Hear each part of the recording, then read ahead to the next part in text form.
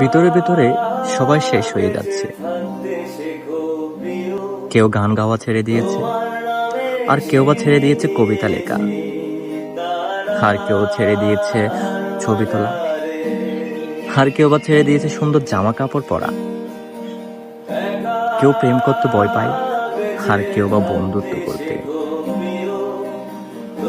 কেউ বা ছেড়ে দিয়েছে আত্মীয় স্বজন কিংবা প্রিয়জনদের সাথে দেখা করা কিংবা কথা বলা। আর কেউ বা ভালো আছি প্রতিদিন এই নাটক করতে থাকে।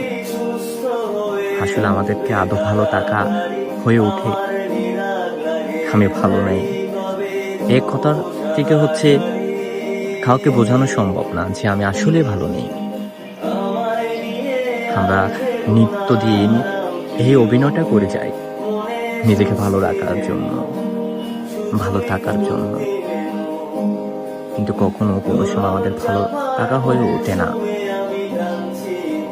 আমাদের সুন্দর গোছানো জীবনটাকে রেখে আমরা অগোছালো জীবনটাকে বেছে নিই। কারণ যখন মানুষের কাছে বারবার টকে যায়, তখন আর নিজেকে ছাড়া কোনো অস্তিত্ব খুঁজে পায় না।